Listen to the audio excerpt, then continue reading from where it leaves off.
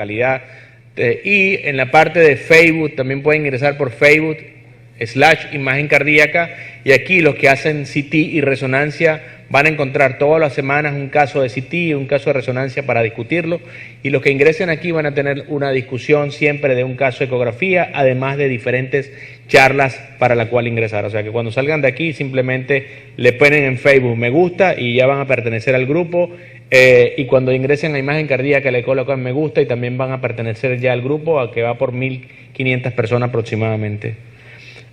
Me voy a referir a este tema que me parece bastante controversial. Todo el mundo ha querido ser más inteligentes que otros,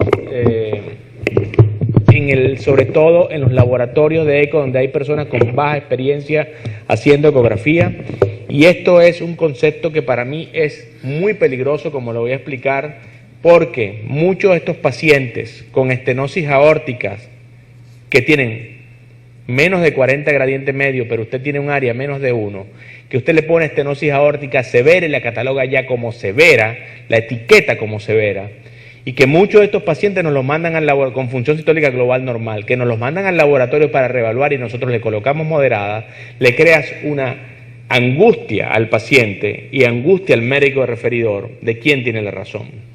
Entonces, yo lo que quiero decirles es que tienen que tener mucho cuidado con este grupo de pacientes, porque este grupo de pacientes no es, primero, la proporción que se ha mencionado. En segundo lugar, estos pacientes, a pesar de que hay muchos trabajos y hay una diarrea literaria, ¿verdad?, de bajo flujo, bajo gradiente, hay que tomar con pinzas los resultados de estos estudios retrospectivos, con muchísimo cuidado. Siempre le digo, como terminé la charla pasada, y lo que hice Bermejo, créanle el gradiente cuando tienen función sistólica global normal en condiciones no de alto ni bajo gasto. Fuera de eso, este concepto es peligroso. Este concepto fue descrito por Hachicha y el grupo de Pivarov en Canadá en el año 2007 en el American Heart de Chicago, en el McCormick. Casualmente yo estaba al lado cuando estaban presentando el trabajo, y cuando llegué a Venezuela le dije a mi compañero, que es un tipo muy estudioso, le digo, Fernando, ya sabemos por qué catalogamos mal a esos pacientes. Bueno, aquí está el concepto. El trabajo lo publica en el año subsiguiente en Circulation, y el trabajo después ha tenido una propagación de estudios. Pivarot ha tenido más de 170 papers desde ese momento hasta hoy, que ha salido como autor o coautor de 176 papeles, lo pueden buscar en PubMed, sobre este tema. De allí mucha gente ha adoptado esto como verdad. Yo no lo voy a conversar si es verdad o no. En el mundo médico cardiológico, la mitad cree en esto y la mitad no lo cree, o más o menos así, es como tirar una moneda al aire. Yo no lo aplico en mis pacientes. Ese es claramente mi concepto, salvo algunas excepciones. El concepto nace de que si el paciente está muy hipertrófico y la cavidad es pequeña, el volumen sistólico es menor y usted puede tener gradientes bajos con áreas valvulares pequeñas. O sea que el gradiente medio puede no expresar la severidad de la estenosis aún teniendo áreas pequeñas. Ese es el concepto que ellos transmiten, y dicen que eso se representa en aproximadamente una tercera parte de la población con estenosis aórtica. O sea que 1 de cada 3 pacientes en su práctica rutinaria va a tener esto. Mientras va creciendo la estenosis, a pesar de que tenga usted fracción de eyección normal, la cavidad se va haciendo pequeña, el acortamiento longitudinal es normal inicialmente, se va haciendo más grande, el acortamiento longitudinal va disminuyéndose y la cavidad se va engrosando, va creciendo, y cuando la cavidad está muy pequeña, entonces el volumen sistólico se hace menor, hay una disminución de la contracción longitudinal, el volumen sistólico se hace más pequeño y usted no genera tanto gradiente por la válvula aórtica. Esto ha llevado a ellos a separar estos 4 grupos, que ya ustedes ven estas 4 curvas, casi que duermen con esas 4 curvas en el cerebro, ¿verdad? Que el paciente, catalogado como ellos, es el paciente que tiene menos de 1 de área, pero que tiene menos de 40 de gradiente, que tiene menos de 0,6 de área por metro cuadrado de superficie corporal, que tiene una impedancia alta, o sea, una resistencia elevada, que tiene diámetros pequeñitos, que tienen ventrículos pequeños, que son pacientes mujeres, sobre todo con paredes bastante más gruesas, ¿verdad? Hay mayor grosor relativo de pared, la fracción de eyección es normal, hay una caída del strain longitudinal y estos pacientes aún con biopsia se ha demostrado que tienen alta cantidad de fibrosis, ¿verdad? En algunos pacientes, en algunos estudios hechos en Alemania. Además, introdujeron un concepto bastante interesante, lo que llaman impedancia ventrículo arterial, que no es nada más lo que conversamos ahora, no es nada más la obstrucción fija la que crea resistencia al ventrículo, sino que la resistencia de la arteria, la compliance arterial, también es importante en establecer la poscarga del paciente y que esta sumatoria es un valor independiente de riesgo y que es muy sencillo de calcular, es la presión sistólica entre el gradiente medio entre el índice de volumen sistólico. Esta variable por encima de 4.5 se ha asociado, como lo muestra la lámina, se ha asociado en teoría con un pronóstico adverso de estos pacientes. Yo voy a tratar de decirles primero que esto, ya lo demostré en la charla previa, nace de una asociación caprichosa entre área y gradiente 40. Segundo, que es falso que sea 30 a 35% de los pacientes.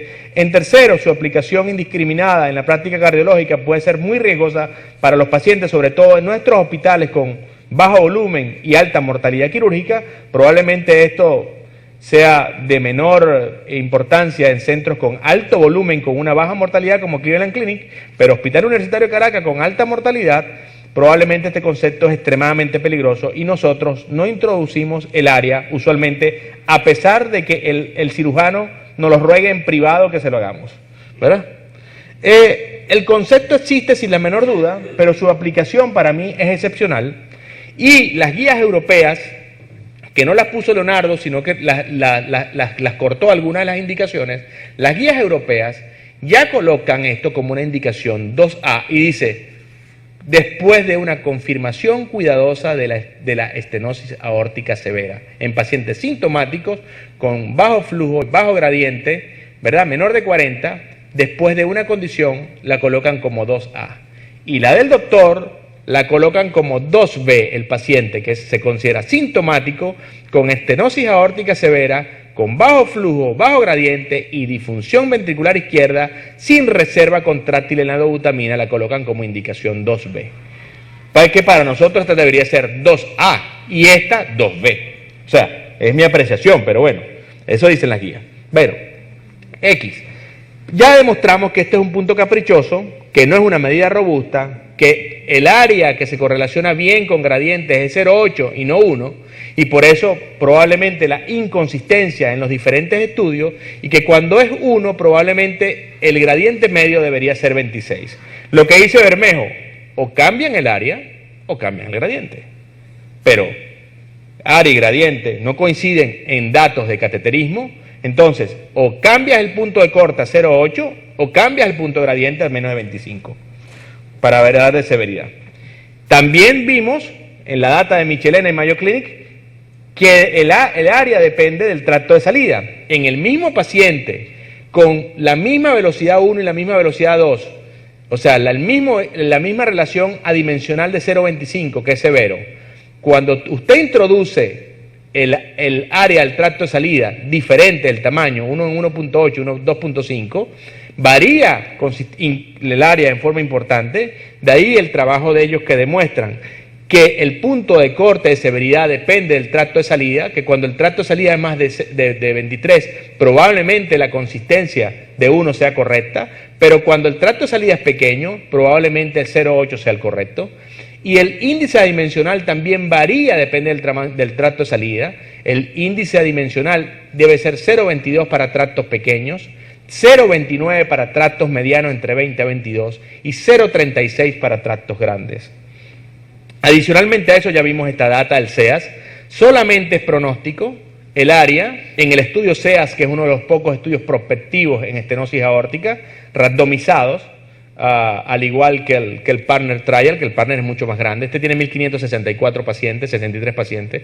Muestra claramente que el gradiente se asocia con área y con eventos solamente cuando el área es menor de 0,8. De allí que probablemente lo que acabamos de decir, el punto de corte hay que modificarlo, y una vez modificados esos puntos de corte, hay que reevaluar los estudios de Pivarot en base al punto de corte de 0,8 y de 0,5 centímetros por metro cuadrado de superficie corporal para ver su expresión real en la práctica rutinaria. En segundo lugar, Nos han querido recientemente vender, aquí hay varias personas de Cleveland Clinic, por cierto, Samir Kabadia, Mira Tuzub, etcétera, etcétera. Hay muchas personas muy famosas aquí de la cardiología en este papel, que es un papel tomado del partner y hecho un análisis de qué pasaba con los pacientes de bajo flujo. Entonces, este trabajo es muy importante porque demuestra que el bajo flujo por sí solo, o sea, una expulsión del ventrículo izquierdo de menos de 35 cc por metro cuadrado de superficie corporal, es un factor pronóstico importante.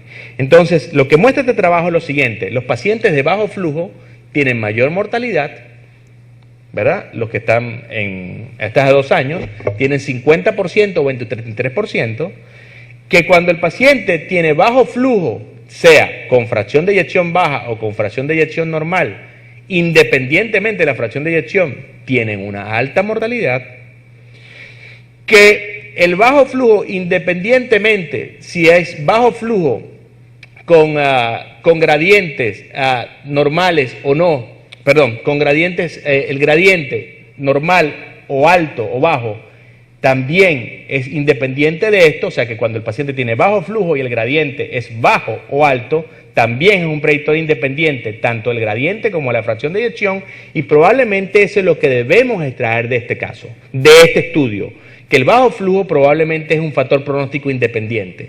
Pero cuando uno analiza la data de bajo flujo, bajo gradiente, el cual no se analiza en forma explícita en el papel, porque si tú lo lees de la primera letra a la última, no está claramente especificado, solamente 14% de los pacientes caían en este grupo. Y este grupo, la diferencia estadísticamente significativa en el cohorte no operable del partner, no había diferencias estadísticamente significativas en cuanto a mortalidad en el tratamiento. Eso es lo primero que llama la atención.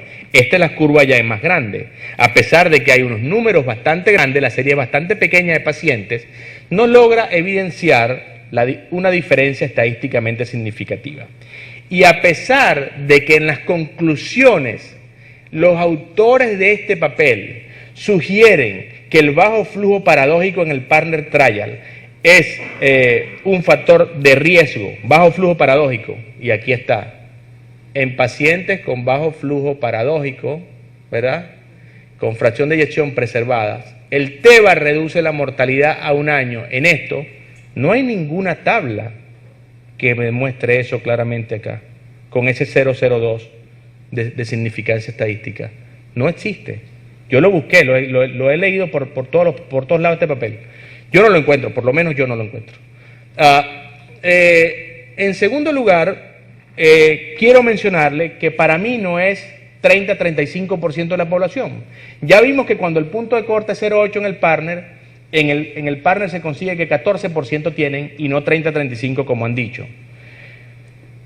Y que hay que reevaluarlos en estudios prospectivos ahora con 0,8 de punto de corte, que es lo que yo creo que debe tener el área, y 0,5 por metro cuadrado de superficie corporal, como lo hizo el partner.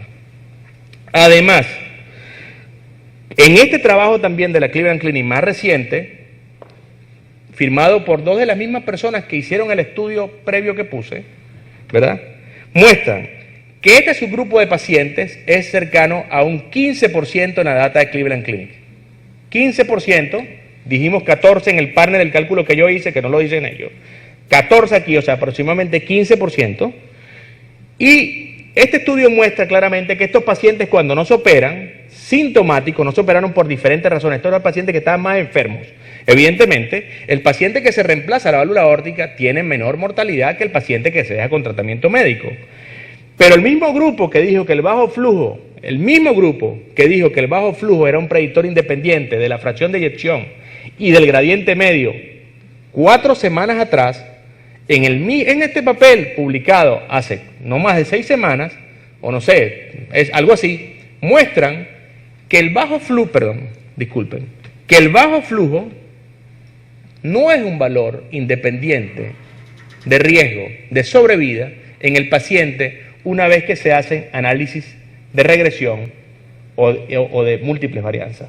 O sea, en este papel de Cleveland Clinic, el bajo flujo no es un factor independiente de riesgo de mortalidad en los pacientes con estenosis aórtica severa. Adicionalmente a esto está claro, el paciente con bajo flujo, por esto yo le meto el ojo todos los días a esto. O sea, yo creo que no han creado un pasticho en la cabeza con esto de bajo flujo, bajo gradiente. Yo creo que sí existe, creo que tiene valor, pero creo que es una minoría de los pacientes. Y hay data que muestra que es el 7%. Por eso cuando me preguntan a mí cuánto es, 5 a 10% más o menos los pacientes pueden tener esta inconsistencia. En las diferentes series publicadas, y este es el papel de la Cleveland Clinic, muestra que en el papel de ellos, 16%. En un estudio prospectivo de 1.580 pacientes, data de la Cleveland Clinic, hospital universitario serían 100 pacientes. Y en el de PAI, de 740 pacientes, 7% de los pacientes. O sea, miren cómo hay proporciones de 28, Cleveland 50 y Hachicha y Pivaró 61. O sea, hay una expresión poblacional diferente. Le pregunto yo a los diferentes autores, ¿hicieron las 5 ventanas todos los pacientes? ¿Le midieron apropiadamente el tracto de salida a todos los pacientes? ¿Lo hicieron en forma randomizada? Ninguno de estos estudios está randomizado. Son todos estudios observacionales excepto el partner. Son todos estudios observacionales. El único estudio randomizado que ha analizado esta data es el SEAS, con pacientes asintomáticos con menos de 4 metros. Entonces, el otro que cuando uno analiza estos grupos de pacientes, cuando tú le aplicas ELI, el Energy Loss Index, a todos estos casos, te das cuenta de lo siguiente. Siempre decimos que el gradiente de que hacemos por eco es mayor que el de cateterismo y que esa sobreestimación puede llegar a ser aproximadamente entre 5 a 10 milímetros de mercurio, aproximadamente en la mayor parte de los pacientes. Pero cuando usted le hace ELI, Energy Loss Index, a todos los pacientes que usted catalogó como severo por área, o sea, menos de 1 de área, pero con gradientes, con velocidades menores a 4 metros, o sea, con gradientes menos de 40 milímetros de mercurio, usted logra reclasificar los pacientes en la mitad de los casos. ¿Qué te dice esto, señores? Que si usted le dice a un paciente con bajo flujo, bajo gradiente, usted le dice, este paciente tiene menos de 1 de área, ¿verdad? Pero menos de 1 de área, ¿verdad? Y tiene gradiente medio menos de 40, ¿verdad? Y usted le dice, es severo. Cuando usted le aplica ELI a ese paciente, la mitad de los pacientes esas que le dijo que tenía severo por el área, no lo tienen. No lo tienen. Y esto es la muestra clara y expresada. ¿Cómo se reclasifica de severo a no severo cuando se calcula por ELI en el anaranjado? 14% para esta velocidad en este tercil, 20% en esta y 25.9% en esta. O sea, el paciente, la recuperación de presión hace que se reclasifique el paciente en aproximadamente el 50% de los casos. O sea, que si la data de la Cleveland Clinic y estos que están publicando de 14% son real, la aplicación de ELI lleva probablemente a que esos pacientes bajen a 7 o 5% aproximadamente. Además, este es un valor pronóstico importante y yo creo que a pesar de aparecer en las guías en azul, o sea, no aplicarlo en forma rutinaria, yo creo que tenemos que hacerlo para salir de la duda de muchos de estos pacientes. Este es un factor independientemente de mortalidad, por lo menos en el subgrupo del SEAS, que son pacientes sin diabetes, sin aterosclerosis y con estenosis aórtica no severa menor de 4 metros, que fue lo que randomizó el SEAS. No son pacientes sintomáticos. Esa es la desventaja que tiene el estudio. Pero sí es un predictor de sobrevida y de tasa de sobrevida independientemente de varias variables.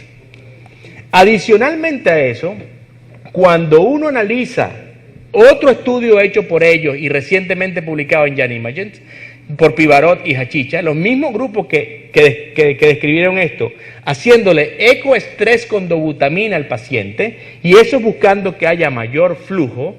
No voy a explicar esto se llama la compliance valvular, ¿verdad? Pero mientras usted le da más flujo con la dobutamina, la válvula abre más, y de ellos mismos publicados ahora, hace unos meses atrás, cuando usted le hace dobutamina a estos pacientes que usted catalogó como estenosis aórtica de bajo flujo, bajo gradiente, y le dijo a su cirujano que es severa, y el paciente tiene un EVOT y se cansa por el EVOT, y el paciente va a ir a una cirugía, 1 de cada 3 de esos pacientes no tenía estenosis aórtica severa cuando lo ponen con dobutamina. 1 de cada 3 pacientes hecho por ellos mismos. O sea, lo que quiero es que ustedes reflexionen que el concepto es peligroso cuando se aplica poblacionalmente, sobre todo en nuestros países con alta mortalidad, y que mandar a un paciente sin discriminar si la disnea es respiratoria o cardíaca, o si el paciente que tiene 80 años, que le duele la cadera y se cansa porque tiene dolores musculares, es disnea y usted lo catalogó y lo mandó a operar, por este concepto, esto es muy, pero muy peligroso. Es muy peligroso. Probablemente en Cleveland Clinic operar un corazón sea como sacarse una espinilla o un comedón, pero en nuestros hospitales, ¿verdad?, la mortalidad es alta y nosotros no podemos darnos el lujo de esto. Nosotros no aplicamos este concepto en nuestro hospital, no lo aplicamos. Y no ponemos, nosotros siempre ponemos el gradiente y si el área no coincide, hay inconsistencia y el área da menos de 1 en un paciente que tiene gradiente medio menos de 40, nos guiamos por el gradiente y pensamos que el gradiente es lo más importante para tomar la conducta. Yo no me meto en problemas. En la Mayo mucha gente pone estenosis aórtica moderada severa sin ponerle el severo, pero la connotación de severidad, cuando usted le pone severo al paciente, el paciente si cae en manos de cirujanos o intervencionistas, que hay muchos en el mundo, que pueden tener libertades o tener grandes libertades para hacer un procedimiento, puede ser extremadamente riesgoso. Evidentemente, cuando usted hace el área proyectada con dobutamina, los pacientes que tienen mayor de 1 de área, que es una tercera parte de los pacientes, de acuerdo al mismo Pivarot, estos pacientes tienen una sobrevida libre de eventos bastante buena. Entonces, ¿qué nos están diciendo? Que lo que nos dijeron hace unos años, hoy en día no es verdad, y de que uno de cada 3 pacientes que ellos habían catalogado como severos, no son realmente severos, sino son moderados. Adicionalmente a eso ya les puse esto, el paciente con bajo gradiente, que tiene estenosis aórtica severa pero tiene hipertensión arterial, que tiene hipertensión por encima de 140 en promedio, 170 más o menos 26 milímetros de mercurio, y estos pacientes tienen presiones de llenado alta y están sintomáticos, una vez se le baja la presión con nitroprusiato, y yo creo que esto lo vamos a tener que hacer en los laboratorios en el futuro, o le das tratamiento al paciente, o vamos a hacer un ecoestrés con nitroprusiato con el paciente que tenga hipertensión arterial en la sala de eco. Cuando usted le hace y le baja la presión arterial al paciente, o sea, le disminuye la poscarga, la resistencia vascular, inmediatamente el gradiente tiende a aumentar, el volumen sistólico aumenta, ¿verdad?, y el área valvular también aumenta. Este trabajo es de gran connotación porque hace ver la magnitud y mide por primera vez la magnitud que tiene la presión arterial sobre las medidas de eco que hacemos usualmente. Estas son medidas hechas en cateterismo cardíaco, ¿verdad?, por Nishimura.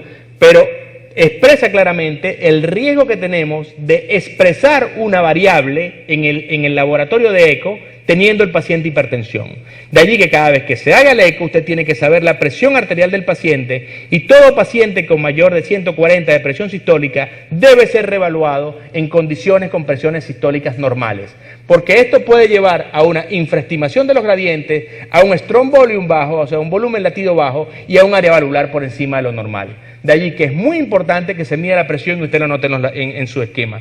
Y ya le explicamos este esquema de la doctora Otto, de esa misma editorial hace unas semanas atrás, que muestra claramente que cuando el gradiente es bajo y el paciente está sintomático, hay que tratar la presión arterial probablemente. Esto debe corroborarse en estudios randomizados grandes, prospectivos de pacientes, pero es una excelente idea después de este estudio. Hay que considerar reevaluar la severidad de la estenosis aórtica una vez tengamos esto y no conformarse y decir es una estenosis aórtica severa y anotarlo como severa porque tiene 0,7 de área, porque la poscarga es mayor y el volumen sistólico entonces es menor. Usted bájale la presión arterial, espere que el volumen sistólico se haga mayor, entonces mídalo. Este es como hacer la dobutamina igual, pero bajando la poscarga. En el otro caso es aumentando la contractilidad y aumentando el volumen, ¿verdad? Es lo mismo que demostró Pivarot, que 1 de cada 3 pacientes de lo que ellos decían no es verdad. Y además muestra claramente el estudio SEAS que estos pacientes no tienen diferencias de mortalidad con las estenosis aórtica moderada. Entonces, ¿qué tiene que decir eso? Que la mayor parte de los pacientes que tienen bajo flujo, bajo gradiente en el mundo, eso que han establecido, son estenosis aórtica moderada y son moderadas, y repito, son moderadas. O sea, no son severas. Y no tienen diferencias estadísticamente significativas cuando se comparan con los pacientes que tienen severas. Entonces, para mí, para concluir, las guías deben haber algún cambio a la brevedad y deben cambiar a los puntos de corte que se utilizan en el estudio Partner, 0,8 o 0,5 centímetros por metro cuadrado de superficie corporal.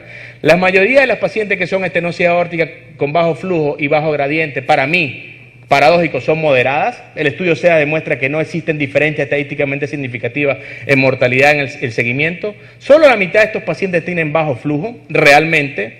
14% cuando se hace con el estudio Partner tienen esta severidad. Cuando se hace dobutamina en estos pacientes, 1 de cada 3 no son severos, que ya habían dicho que eran severos previamente, con la dobutamina son pseudoestenosis.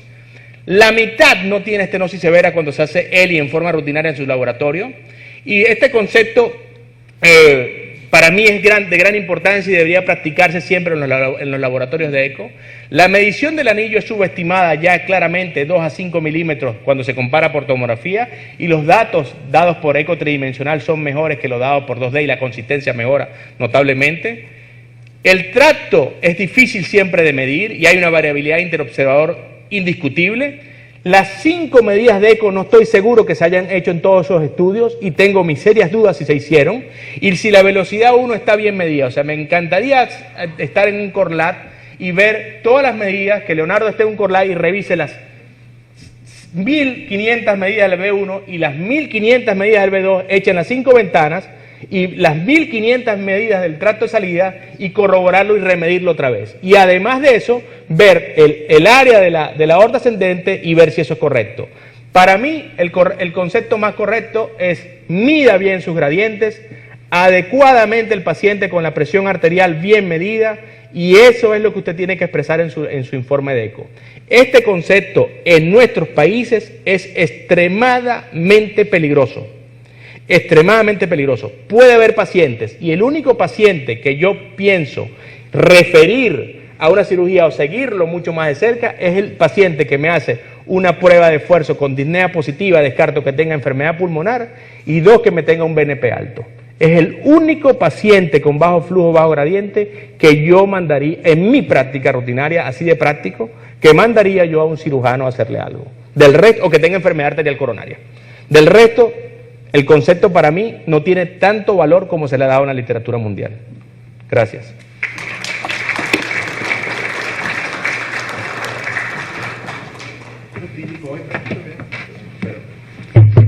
Muchas gracias, doctor Pedro. En realidad, yo creo que ya no hay preguntas, casi se ha agotado el contenido de las charlas tan excelentes que no da margen a las preguntas que queríamos hacer. Y cambiamos de tema. Mucho más